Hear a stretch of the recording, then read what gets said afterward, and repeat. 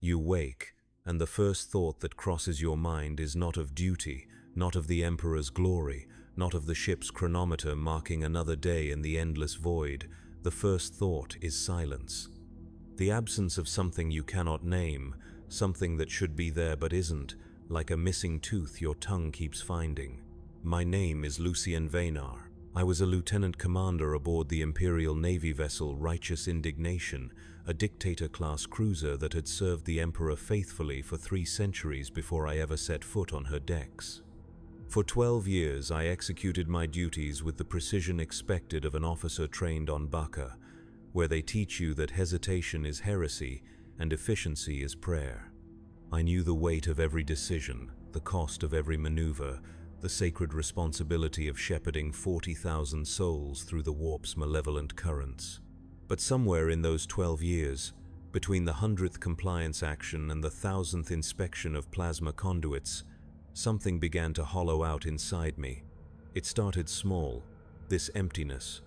A moment during morning prayers when the words felt like ash on my tongue, a pause before giving an order, not from uncertainty but from a strange distance, as if I were watching someone else live my life. The void between stars has a way of changing a person, not the dramatic transformation you read about in cautionary tales, where corruption announces itself with horns and mutations. This was quieter, more insidious, like erosion wearing away at stone, so gradual you don't notice until the foundation gives way. I remember the day it truly began. We had just concluded a successful boarding action against an Orc raider, a textbook operation that resulted in minimal casualties and maximum glory for the Emperor.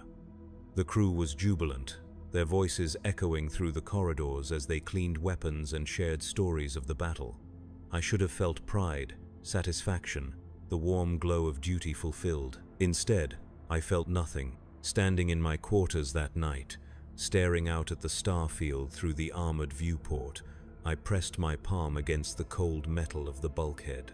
The sensation was sharp, immediate, real in a way that nothing else had been for months. I pressed harder until the ridged edges of the hull plating bit into my skin, and for the first time in weeks, I felt truly alive. That night I dreamed of whispers. They came not as words but as sensations, caressing the edges of my consciousness like silk against bare skin. In the dream, I stood in a vast chamber filled with impossible geometries, where every surface sang with a different note, and the air itself tasted of honey and copper. A voice, melodious and terrible, spoke my name with such perfect pronunciation that it seemed to resonate in my bones. "Lucien," it said, and the sound was like coming home to a place you never knew existed. "You hunger, don't you? You thirst for something beyond the grey monotony of duty. I can show you sensations that would make a saint weep with joy." I woke with a gasp, my heart hammering against my ribs. The dream clung to me like perfume, sweet and cloying, impossible to wash away. I told myself it was nothing, a byproduct of stress and too many years in the void. But as I went through my morning routine, shaving with the same razor I had used for a decade, I found myself drawing the blade across my skin with just a fraction more pressure than necessary. The tiny sting of pain was exquisite. The changes began slowly. I started taking longer routes through the ship, seeking out sections where the hull sang with different harmonics as the vessel cut through space. The engineering decks, where the plasma reactors hummed with barely contained fury. The observation galleries, where the void's silence pressed against the viewport like a living thing. Each location offered its own subtle symphony, and I found myself cataloging these sensations with the same meticulous attention I had once reserved for tactical assessments. My subordinates began to notice, not the change itself, which was too gradual and too subtle for their coarse perceptions, but the effects. I spoke with greater care, choosing words that seemed to carry more weight, more meaning. When I gave orders, there was a new quality to my voice, a resonance that made crew members listen with an attention bordering on fascination. I discovered that by modulating my tone just so, I could make a reprimand feel like a caress, or turn a simple commendation into something that made the recipient's eyes shine with an almost religious fervor. The first time I truly understood what was happening to me, I was in the ship's chapel during evening prayers. Chaplain Mordecus was leading the congregation through the litany of duty, his voice booming off the vaulted ceiling. But beneath his words, I heard something else, a counterpoint melody, sweet and seductive, that turned the familiar prayers into something almost sensual. The incense, which had always smelled of sanctity and tradition, now carried undertones of exotic spices and forbidden delights. I looked around at my fellow officers, their faces set in expressions of proper reverence, and realized that I alone could hear the hidden music, smell the phantom fragrances. The knowledge should have terrified me. Instead, I felt a thrill of anticipation so intense it made my hands tremble. That night, I made my first conscious choice to embrace the change. I returned to my quarters and, with the methodical precision of a man conducting an experiment, I began to explore the boundaries of sensation. I started with simple things. The texture of my uniform fabric against skin made hypersensitive by anticipation. The play of light from the room's lumens casting shadows that seemed to dance with deliberate intent. The taste of recaf, transformed from the bitter stimulant I had consumed mechanically for years into a complex symphony of flavors that bloomed across my tongue like exotic flowers. Within days, I had progressed to more elaborate explorations. I discovered that pain, applied with the proper technique and timing, could transcend mere discomfort to become something approaching ecstasy. A stylus pressed into the palm until it drew blood. The sharp edge of a data slate scraped across the inside of my wrist. Each sensation was a revelation, a crack in the gray monotony of existence that let in light from a more vivid world. But it was not enough. It was never enough. The whispers came more frequently now, no longer confined to dreams but seeping into my waking hours. They spoke of pleasures beyond physical sensation, of experiences that could remake the very structure of reality itself. They told me of others who had walked this path before me, mortals who had transcended the limitations of flesh and duty to become something magnificent and terrible. The voices were patient, never demanding, always offering. They understood that true corruption, the kind that lasts, must come from within. My work began to suffer, though not in ways my superiors could easily identify. I still completed my duties with apparent competence, but the quality of my attention had changed. Where once I had focused on efficiency and results, I now found myself drawn to the aesthetic elements of command, the elegant curve of a maneuver that brought our weapons to bear at precisely the right moment. The symphony of destruction as our broadside reduced an enemy vessel to glowing debris, the way terror and respect mingled in a subordinate's eyes when I delivered particularly creative punishment for incompetence. I began to take a more active role in discipline aboard the ship. The righteous indignation had always maintained strict standards, but under my growing influence, punishments became more elaborate, more artistic. A rating court sleeping on duty found himself confined to a chamber where I had arranged mirrors and lights to create patterns that induced euphoric exhaustion, his punishment becoming a kind of rapturous torment he would later beg to experience again. A petty officer who showed disrespect was made to polish the same section of corridor for 18 hours straight, but I showed her how to find ecstasy in the repetitive motion until the work became a meditation that left her weeping with gratitude for the privilege. The crew noticed these changes, but their response was not what I had expected. Instead of fear or disgust, they showed an increasing fascination with my methods. When I spoke, they leaned forward, hanging on every word. When I walked the corridors, conversation stopped not from respect but from a kind of hungry anticipation. They began to compete for my attention, vying to see who could earn my approval, my touch, my notice. I realized that whatever was changing in me was beginning to affect others. My presence had become a kind of drug, intoxicating and addictive. The knowledge filled me with a dark joy that I could barely contain.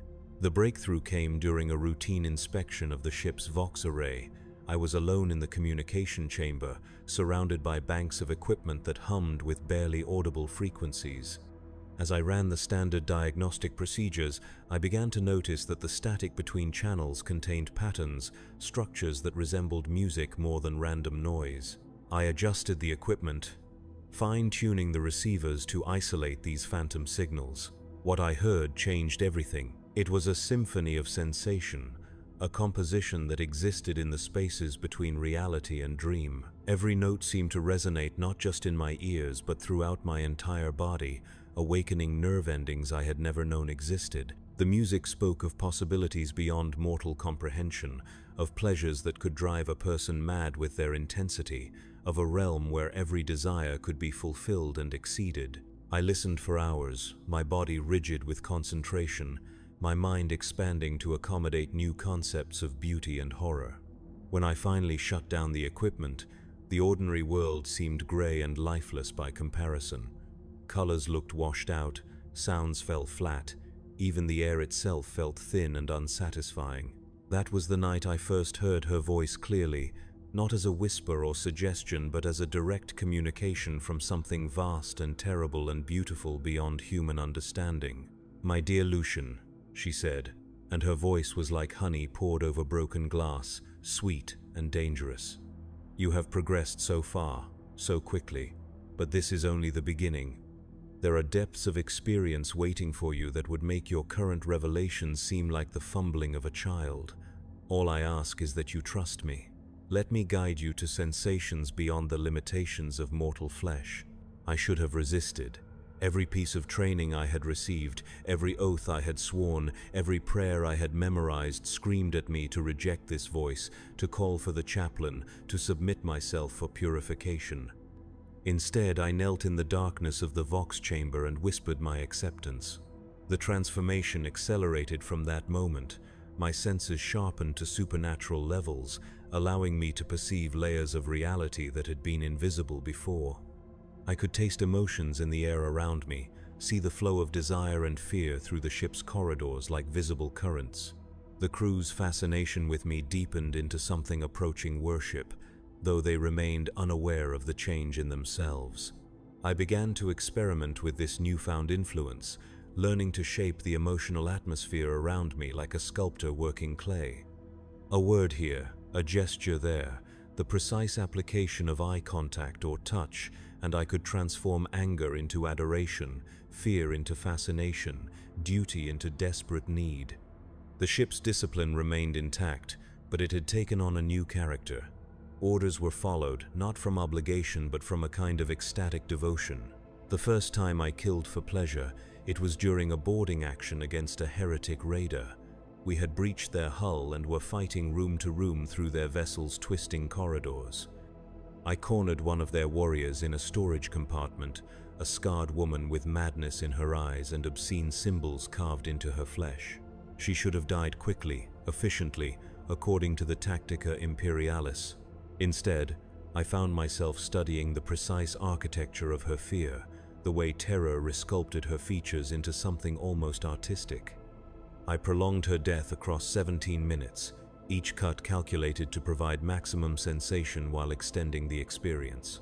The sounds she made transformed from screams into something resembling music, and in her final moments, I saw understanding dawn in her eyes as she experienced the same transcendence through agony that I had found through pleasure. Her gratitude, whispered with her last breath, was more intoxicating than any drug. When my squad found me standing over her body, they saw only another dead heretic and their commander victorious in single combat. They could not see the way reality had shifted around me during those perfect moments, the way the boundaries between self and universe had dissolved into something greater.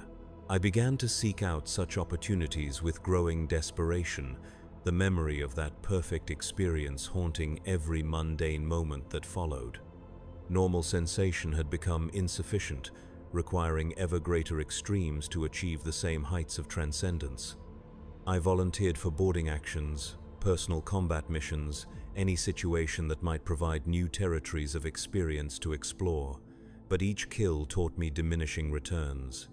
What had once sent me into raptures now felt merely pleasant. I needed more, always more, an endless escalation that promised fulfillment but delivered only deeper hunger. My quarters became a laboratory for these explorations, but also a shrine to my own transformation. I arranged mirrors to capture my changing features from every angle, mesmerized by the subtle perfection creeping into my bone structure. I collected artifacts from our victories, each one chosen not just for beauty but for its ability to provide new forms of stimulation. A ceremonial blade that sang different notes based on how deeply it cut flesh. A silk banner that felt like liquid fire against bare skin and left patterns of sensation that lasted for hours. Every surface in my quarters reflected back images of increasing beauty, feeding a vanity that grew more consuming with each glance. The dreams came nightly now, vivid beyond any normal sleep vision. I walked through palaces of impossible architecture where every surface was warm to the touch and the very air pulsed with sexual energy. I attended concerts where the music was so beautiful it could kill the unprepared, where notes hung in the air like physical objects that could be grasped and consumed. I dined on foods that exploded with flavors no mortal tongue was meant to experience, each bite a small death and rebirth. In these dreams, she came to me more frequently, no longer content to remain a voice but manifesting in forms that changed with each encounter. Sometimes she appeared as a woman of supernatural beauty, her skin pale as starlight, her eyes holding depths that contained entire universes.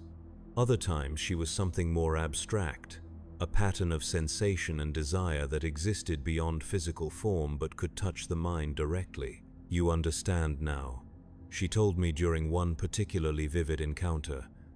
"The Emperor promises you salvation through suffering, through the denial of self, through the grey monotony of duty. But what has that brought you? What joy have you found in his service? I offer something infinitely more valuable, the complete realization of every potential within you. Pain and pleasure, creation and destruction, all boundaries dissolved in perfect experience." I wanted to argue, to defend the oaths I had sworn and the life I had lived, but the words would not come. How could I deny the truth of what she offered when I had tasted even the smallest portion of it and found it more nourishing than decades of faith? The corruption was no longer limited to dreams and private moments. It began to manifest in my daily interactions, subtle at first but growing bolder as my confidence increased. During briefings, I would speak with a cadence that made tactical discussions sound like poetry, my voice weaving patterns that made strategic decisions feel inevitable rather than chosen. Officers found themselves agreeing with proposals they would normally question, their rational objections dissolving in the face of my inexplicably compelling arguments. I discovered that I could induce minor hallucinations in others with nothing more than the proper combination of words and gestures.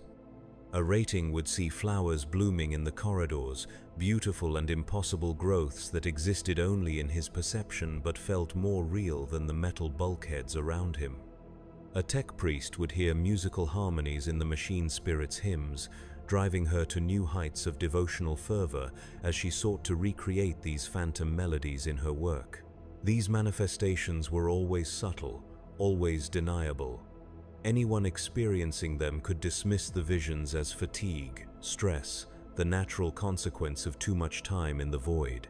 But I knew the truth. Reality was beginning to bend around my presence, responding to my will in ways that grew stronger with each passing day. The ship itself seemed to change under my influence. Corridors that had been sterile and functional took on new characteristics, their shadows deeper and more inviting, their acoustics somehow more pleasing to the ear. The chapel's incense began to carry new fragrances that made worship feel less like duty and more like celebration. Even the food synthesizers produced meals with flavors more complex and satisfying than their programming should have allowed. My fellow officers began to compete for my attention in ways they could not quite articulate. They would linger after briefings, hoping I might speak to them privately. They started adopting small changes in their appearance and behavior, unconsciously mimicking aspects of my own transformed presence. Lieutenant Syaxes began wearing her hair in a style that framed her face more attractively. Commander Thaddeus started choosing words with greater care, seeking the kind of verbal elegance he had observed in my speech. They were being corrupted by proximity to me, though none of them understood what was happening. The realization filled me with a mixture of guilt and exhilaration. Guilt because I was betraying every principle of loyalty and duty I had once held sacred. Exhilaration because the power to reshape reality itself was intoxicating beyond any pleasure I had previously imagined. The point of no return came during our encounter with the Chaos Cult that had taken root on Hive World Malthius. We had been tasked with providing orbital support for the Imperial Guard forces conducting purification operations on the planet's surface. It should have been a routine action, the kind of compliance mission I had executed dozens of times before. But as we took position in the planet's orbit, I felt something calling to me from the surface. Not a voice this time, but a resonance, a harmonic frequency that seemed to match something deep within my altered soul. Against all protocols, I requested permission to lead a reconnaissance mission to investigate reports of cult activity in the Hive's upper spires. Captain Alexandros granted my request, though I could see confusion in his eyes. The mission was well within the capabilities of our junior officers, hardly requiring the personal attention of a lieutenant commander. But my words carried weight beyond their mere meaning now, and his objections dissolved before he could fully form them. I took a small team of hand-picked soldiers, men and women who had shown the greatest susceptibility to my influence over the preceding months. We descended to the planet's surface in a Valkyrie gunship, passing through layers of toxic atmosphere that turned the sky the color of old blood. The Hive city of Malthius Prime was a monument to industrial decay, its towering spires reaching toward the poisoned sky like the fingers of a drowning giant. Our target was Spire Luxuria, one of the Hive's noble quarters that had reportedly fallen to cult influence. As we approached the structure, I could feel the presence I had sensed from orbit growing stronger, pulling at something in my chest like a physical tether. We breached the spire's defenses and began our ascent through levels of increasingly bizarre architecture. The cult had been busy, transforming what had once been noble residences into something that resembled the palaces from my dreams. Walls had been carved with flowing, organic patterns that seemed to move when viewed peripherally. The air was heavy with incense that carried overtones of desire and madness. My squad moved through these transformed spaces with growing unease, but they followed my orders without question. Their loyalty to me had transcended mere military discipline, becoming something deeper and more personal. They would have walked into hell itself if I had commanded it, and perhaps that was exactly what I was asking them to do. We found the cult's inner sanctum in what had once been a ballroom. The space had been transformed into a temple dedicated to sensory excess, its walls lined with mirrors that reflected not your image but your most secret desires. The floor was covered in cushions and silks of colors that should not exist, fabrics that seemed to glow with inner light. At the center of it all stood an altar carved from a single piece of obsidian, its surface polished to mirror brightness. The cultists were waiting for us, but not as enemies. They knelt in positions of worship, their faces turned toward me with expressions of desperate hunger.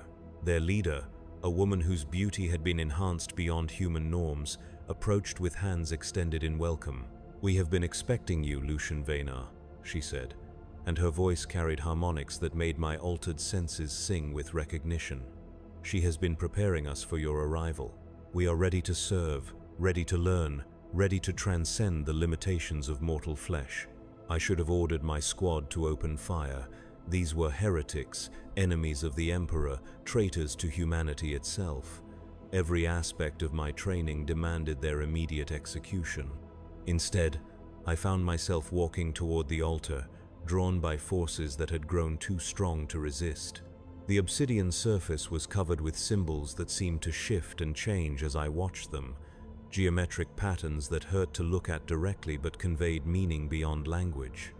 I placed my hand upon the stone and felt a jolt of connection, as if I were completing a circuit that had been waiting for my touch for millennia. The transformation was instantaneous and total. Every barrier I had maintained between my public duty and my private explorations crumbled in an instant. The whispers that had haunted my dreams for months became a roar of ecstatic communication, and I finally understood the true nature of the voice that had been guiding my corruption. She was not merely a demon or a fragment of chaos energy. She was sensation itself, the living embodiment of every possible experience, the goddess of pleasure and pain, and the infinite territories that lay between them. Slaanesh, the Dark Prince, the perfect one whose domain encompassed all the ways that consciousness could be extended beyond its normal limits. In that moment of contact, she showed me visions that rendered my previous experiences as pale shadows. I saw worlds where pain and pleasure had merged into a single sublime experience, where mortals had transcended the boundaries of individual existence to become part of something larger and more beautiful than anything the Emperor's realm could offer. I witnessed the birth of new sensations that had no names in human language, emotions so complex they could drive the unprepared mad with their intensity. My beloved Lucian, her voice resonated through every fiber of my being, no longer external but part of my own thoughts. Look how beautiful you have become. See how perfectly you have shaped yourself into something worthy of my attention. Your reflection shows what mortals could achieve if they abandoned their pathetic limitations. This is only the beginning of the perfection I can help you attain. Each act of transcendence makes you more magnificent, more deserving of the gifts I bestow. I turned to face my squad, and in their eyes I saw not just the reflection of my own transformation but recognition of something superior, something they desperately wanted to possess for themselves. My features had taken on a perfection that hurt to look at directly, my skin luminous with an inner radiance that made me appear as something more than mortal. When I spoke, my voice carried undertones that bypassed rational thought and ignited primal desires they had never dared acknowledge. "My friends," I said, and the words seemed to hang in the air like visible things, beautiful and terrible. "We have found something beyond duty, beyond the Emperor's cold promises. We have found truth." One by one, they knelt before me, their faces showing the same desperate hunger I had seen in the cultists. The corruption was spreading, passing from me to them like a contagious ecstasy that transformed everything it touched. I could see the change happening in real time as their features sharpened, their movements became more graceful, their eyes gained depths that held promises of experiences beyond imagination. The cultists began to sing, their voices weaving harmonies that made the air itself seem to vibrate with anticipation. The temple's mirrors reflected not our physical forms but our souls in the process of transformation, showing us as we were becoming rather than what we had been. In those reflections, I saw creatures of impossible beauty, beings that had transcended the limitations of human existence to become something glorious and damned. I spent 3 days in that temple, learning from the cultists who had preceded me on this path. They taught me techniques for extending sensation beyond the normal limits of flesh, ways to perceive reality through multiple layers of consciousness simultaneously, methods for sharing experience directly from mind to mind without the crude intermediary of language. Each lesson was a revelation that reshaped my understanding of what existence could be, but also created new hungers that demanded satisfaction. I learned to taste colors, but ordinary hues became flat and lifeless, requiring ever more vibrant and impossible shades to achieve the same effect.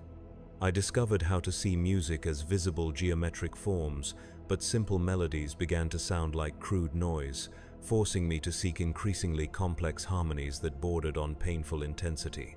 The cultists taught me to share experience directly from mind to mind, but the intimacy was so overwhelming that normal human contact felt like touching shadows. When we finally returned to the righteous indignation, we brought the corruption with us like a virus that spread through contact and proximity. I no longer made any effort to hide the changes in myself. My quarters were transformed into a shrine to sensory excess, filled with artifacts and artworks that spoke to the deeper truths I had discovered.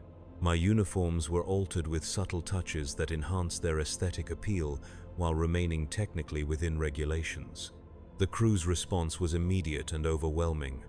Where once they had shown mere fascination with my presence, they now displayed open devotion that bordered on worship.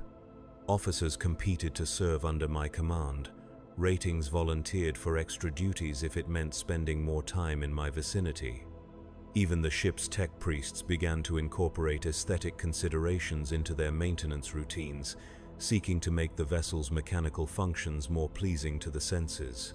Captain Alexandros was the last to succumb, his years of experience and strong faith making him resistant to the subtle influence I exerted.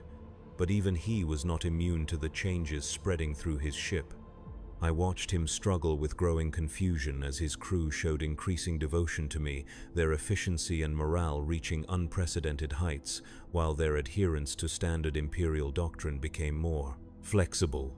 The final conversion came during a confrontation in his ready room, where he had summoned me to discuss reports of irregularities in my conduct and the behavior of those under my influence. He sat behind his desk, trying to project the authority of decades of command, but I could see the uncertainty in his eyes. "Lucian," he said, and his voice carried less conviction than he intended. "I've been receiving concerning reports about changes aboard this vessel. Crew members speaking of visions, of experiences that seem to go beyond normal human perception. There are whispers that you may be involved somehow." I sat across from him, allowing a small smile to play across my features.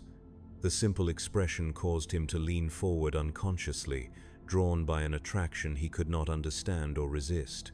"Captain," I replied, my voice modulated to carry precisely the right balance of respect and intimacy. "Have our mission performance ratings declined? Has discipline broken down? Are the crew anything less than completely devoted to their duties?" He frowned, consulting the data slate in front of him. "No, quite the opposite.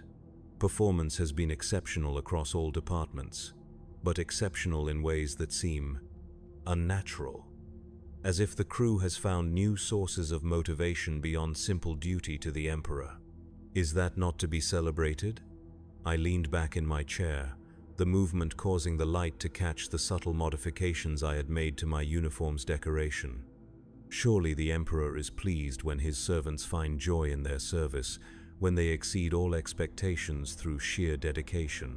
The captain's eyes were drawn to those decorative elements, following the flowing patterns I had incorporated into the standard Imperial Aquila. As he stared, I could see his breathing deepen, his pupils dilate with the first stirrings of the same hunger that had claimed the rest of the crew. "Yes, of course the Emperor desires devoted service from his children," he said, but his voice had lost its earlier authority. "It's just that some of the reports, ratings speak of seeing impossible beauty in the ship's corridors, of hearing music in the machine spirit's hymns. These sound like symptoms of what, Captain?" I let my voice drop to a whisper that somehow carried more clearly than his previous shouting. "Of a crew that has discovered the true glory of service? Of soldiers who fight with passion rather than mere obligation? Of servants who see the divine presence in all things rather than just during formal prayers?" Each word I spoke seemed to resonate in the air between us, and I could see his resistance crumbling like walls built of sand. His hand moved unconsciously toward his throat, fingers tracing the collar of his uniform as if it had suddenly become restrictive. "The things they describe," he said, and now his voice carried a note of desperate curiosity rather than authoritative concern. "The visions, the sensations they claim to experience. Is it possible that they're actually perceiving something real? Something that the rest of us are too limited to see?" I stood and walked around his desk, moving with the fluid grace that had become natural to me. As I approached, I could see him struggling with the urge to flee and an equally powerful desire to remain in my presence. "Captain Alexandros," I said, placing my hand gently on his shoulder. The contact sent visible shivers through his entire body. "What if I told you that everything they describe is true?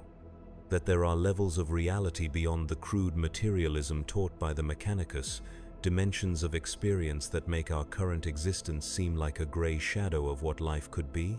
His eyes widened, and I could see the exact moment when his rational mind gave way to the deeper hunger that exists in every human soul.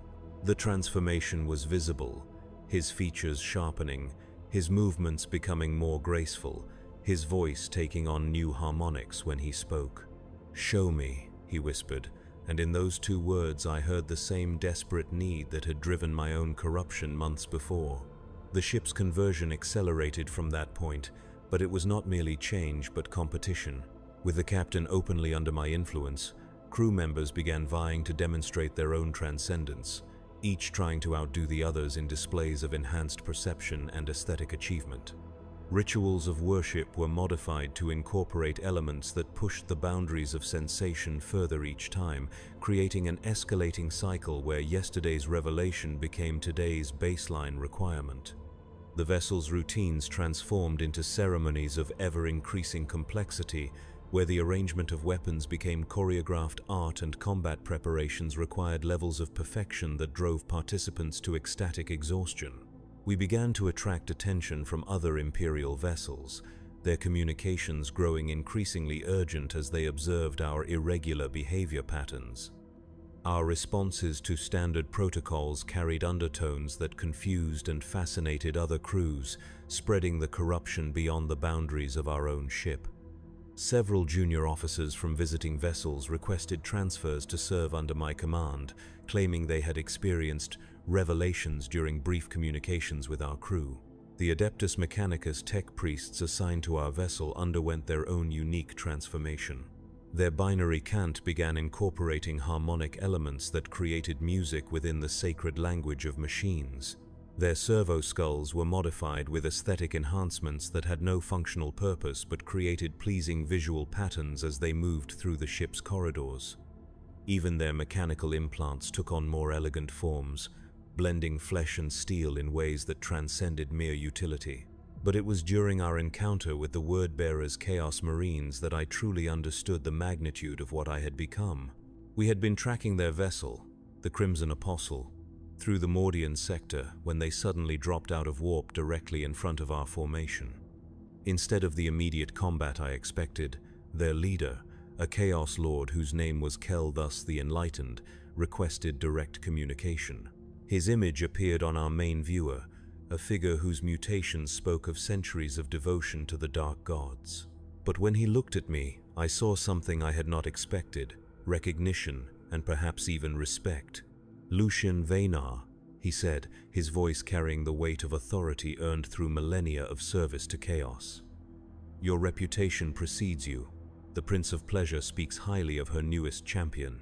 The acknowledgement sent waves of ecstasy through my transformed consciousness. To be recognized by one of the ancient warriors of the Long War, to be called champion by servants of the dark gods themselves, was validation beyond anything I had dared hope for. "Lord Kel thus," I replied, my voice carrying harmonics that made even his ancient corrupted soul take notice. "I am honored by your recognition, though I fear I have only begun to explore the gifts she has granted me." The Chaos Lord's scarred features arranged themselves into what might have been a smile. "Indeed. But what you have accomplished in so short a time speaks to remarkable potential. Tell me, would you be interested in joining our forces for an upcoming operation? There is a world in this sector whose population has proven resistant to enlightenment. Your particular talents might help us show them the beauty they have been denying themselves." The invitation was intoxicating. To work alongside the legendary warriors of chaos, to help bring entire worlds to the understanding I had discovered, to spread the corruption that had transformed me into something magnificent. It was everything I could have desired. "I would be honored to serve," I said, and felt the ship around me pulse with approval as my crew shared in my anticipation. The operation was to take place on Sanctus VII, a shrine world whose population had remained fanatically loyal to the Emperor despite centuries of isolation and hardship. The Word-Bearers had been conducting a slow corruption campaign for decades, but the world's defenders had proven remarkably resistant to conventional corruption techniques.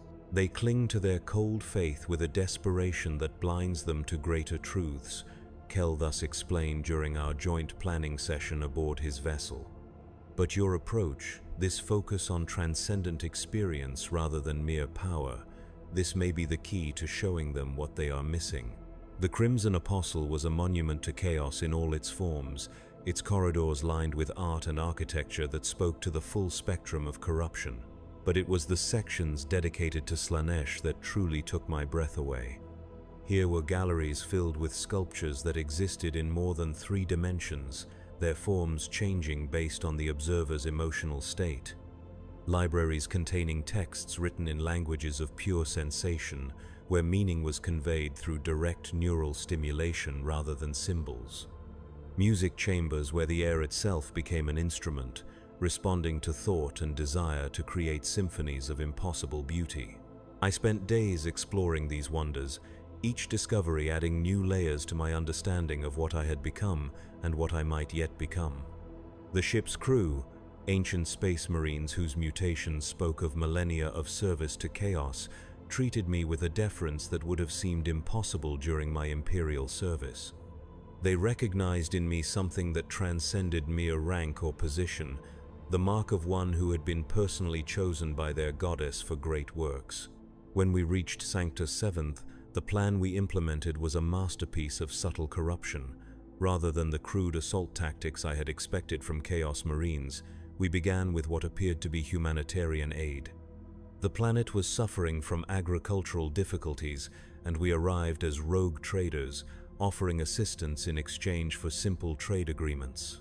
My role was to interact directly with the planetary government, using my enhanced charisma and supernatural understanding of human desire to gradually introduce concepts of experience beyond mere survival. The meetings began as standard diplomatic negotiations but slowly transformed into something resembling philosophical discussions, then artistic collaborations, then intimate explorations of consciousness itself. Governor Maltius was a man of genuine faith and deep conviction, the kind of imperial servant I had once been myself. Watching him struggle against the growing attraction he felt to my presence, seeing his rational mind wage war against deeper impulses he could not understand, was like observing my own corruption in reverse. "There's something about your proposals that troubles me," he said during one of our sessions, his hands clenched so tightly his knuckles showed white. "On the surface, they seem perfectly reasonable, beneficial to my people, but there's an underlying current, something that makes me think of things I should not be thinking."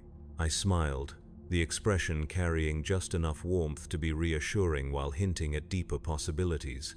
"Governor, what if those thoughts are not temptations to be resisted but truths to be explored? What if the discomfort you feel comes not from evil influences, but from your own soul recognizing something it has been denied for too long?" The conversations continued over weeks, each session drawing him deeper into contemplation of concepts that would have seemed abhorrent to him at the beginning of our relationship. I showed him art that spoke to the divine nature of physical experience, music that revealed the underlying harmonies connecting all living things, literature that explored the artificial boundaries between pleasure and spiritual transcendence. His resistance crumbled gradually, like ice melting under warm sunlight. I could see the exact moments when particular concepts took root in his mind, when ideas that should have horrified him instead sparked curiosity, then fascination, then desperate hunger for more. His wife noticed the changes first, commenting on his improved mood, his increased attention to aesthetic details, the way he had begun speaking about governance as an art form rather than mere administration. The planetary transformation accelerated once Governor Maltius openly embraced the new perspectives I had shown him. Policies were quietly modified to allow for greater personal expression among the population. Religious observances were enhanced with sensory elements that made worship feel more immediate and emotionally satisfying. Even the planet's industrial production shifted toward creating objects of beauty alongside utilitarian necessities. Within 6 months, Sanctus 7th had become unrecognizable. The Shrine World's population still worshipped the Emperor, but their understanding of divinity had expanded to encompass experiences their previous faith had denied them. They found the divine presence in physical sensation as much as in prayer, in artistic creation as much as in duty, in the full spectrum of human experience rather than just its more austere expressions. The Inquisition arrived too late to prevent the transformation, though they were still in time to witness its completion. Their leader, Inquisitor Thaddeus Vex was a man whose reputation for ruthless purity had made him legendary even among his peers. He came expecting to find a world consumed by obvious corruption, ready for immediate exterminatus. Instead, he found a population more devoted to the Emperor than ever before, albeit in ways that made his Puritan sensibilities scream warnings he could not quite articulate. I met him in the governor's palace, in a reception hall that had been transformed into something resembling a cathedral of sensation. The walls were lined with tapestries that seemed to move with their own internal life, their patterns shifting to reflect the emotional state of observers. The floor was inlaid with mosaics of precious stones that created musical tones when walked upon, turning every movement into part of an ongoing composition. Incense burners filled the air with fragrances that enhanced perception rather than merely providing pleasant scents. Inquisitor Vex stood in the center of this transformed space, his power armor a stark contrast to the flowing aesthetics around him. His face was set in lines of grim determination, but I could see uncertainty in his eyes as he struggled to identify specific heresies in surroundings that seemed to celebrate the Emperor's glory in new and intensely beautiful ways. "Lucian Venar," he said, his voice carrying the authority of absolute conviction, "you stand accused of corrupting an entire world, of leading loyal imperial citizens away from the pure worship of the Emperor into practices that border on heresy." I approached him slowly, my movements carrying the fluid grace that had become my natural state. As I drew closer, I could see him fighting the urge to step backward, his trained instincts warning him of danger, even as his conscious mind struggled to identify its source. "Inquisitor," I replied, my voice pitched to carry perfect respect while hinting at deeper harmonies that made his augmetic hearing systems register frequency patterns they were not designed to process. "I see no heresy here, only a population that has discovered new depths in their devotion to the Emperor's glory. Look around you. Have you ever seen citizens more joyful in their service, more creative in their worship, more dedicated to creating beauty in his name?"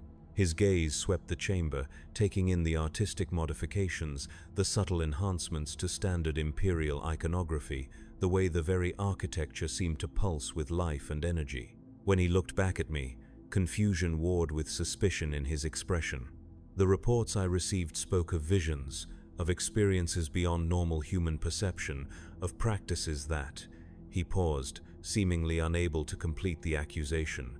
"There is something wrong here, even if I cannot precisely identify what it is." I smiled, the expression carrying just enough warmth to seem welcoming while hinting at knowledge beyond his comprehension. "What if what you sense is not wrongness but rightness? What if the discomfort you feel comes from recognizing truths your training has taught you to fear? The Emperor created humanity with the capacity for joy, for beauty, for experiences that transcend mere survival. Are we not honoring him by exploring the full range of what he made possible?" The Inquisitor's hand moved unconsciously toward his bolt pistol, but the gesture lacked conviction. Around us, the transformed citizens of Sanctus Seventh continued their daily activities, their faces showing contentment and purpose that would have been impossible to fake. Children laughed with genuine happiness as they played games that incorporated elements of artistic creation alongside physical activity. Adults worked with an enthusiasm that made productivity soar while finding beauty in tasks that had once been purely functional.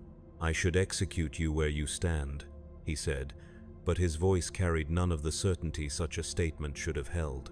"I should call down orbital bombardment and cleanse this world of whatever contamination you have spread. But you see no suffering here," I finished for him. "No oppression, no degradation, no sign that these people are anything other than genuinely happy in ways they never were before. You see the Emperor's light shining more brightly than ever, just through means your training never taught you to recognize."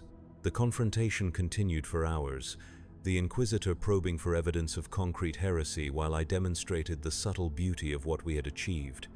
I showed him citizens whose artistic creations praised the Emperor with unprecedented passion, workers whose enhanced appreciation for sensory experience made them more effective in their duties.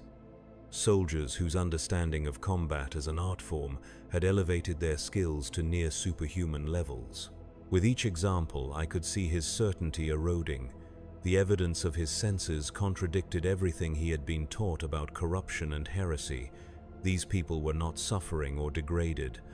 They were not rebelling against imperial authority or abandoning their faith.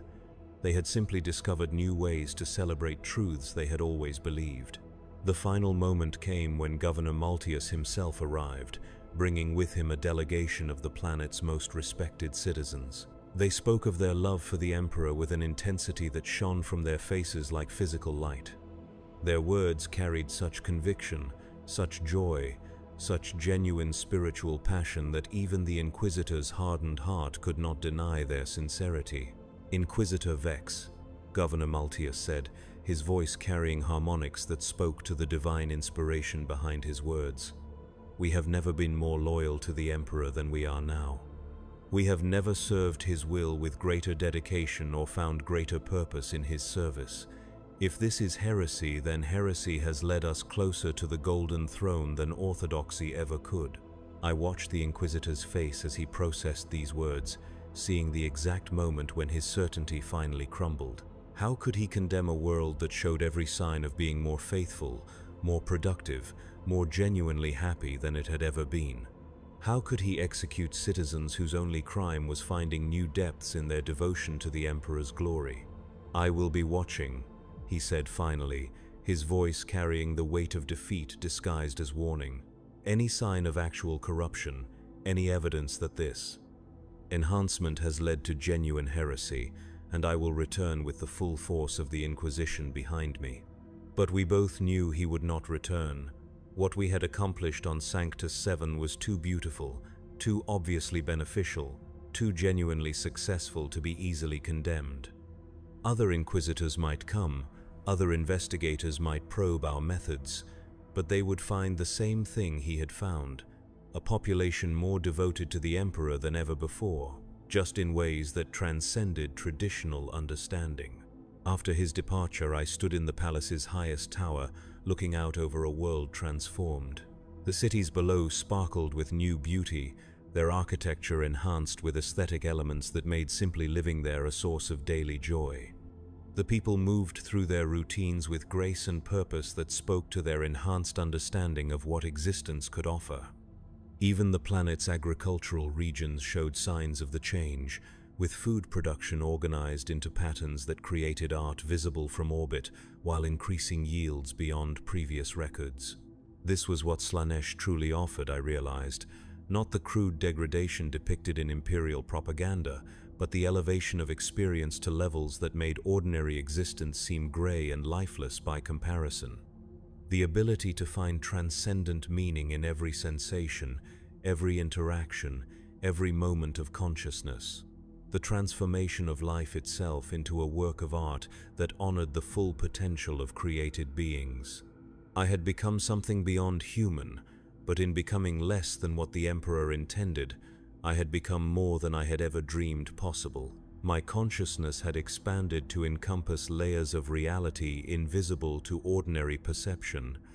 My understanding of beauty, pleasure, sensation, and meaning had evolved beyond the crude limitations of my original programming. The whispers that had begun my corruption were no longer whispers. They had become a constant dialogue with forces that existed beyond the material universe, conversations that revealed new possibilities for experience with every exchange.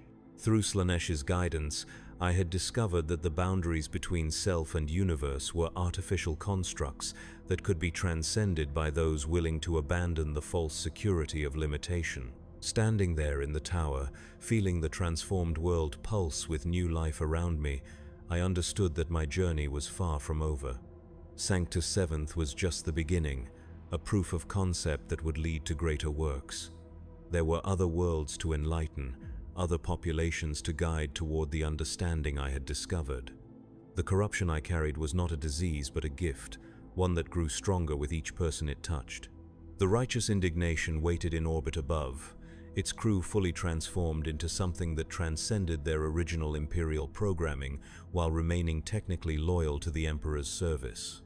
They would follow me to whatever destinations the Dark Prince revealed, spreading the beautiful corruption to every system we visited. Other vessels would join us, their crews drawn by the obvious superiority of our enhanced existence.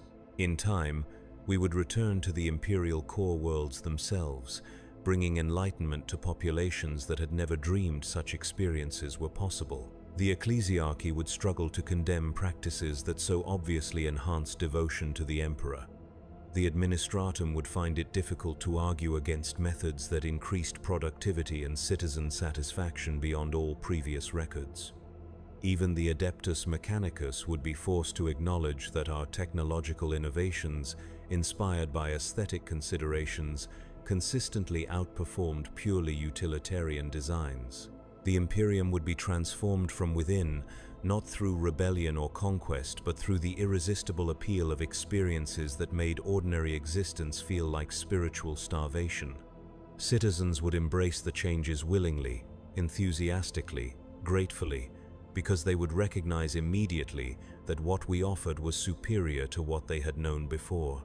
And through it all, I would serve as the bridge between humanity and transcendence, the guide who showed mortals how to become something greater while retaining everything that made them essentially human.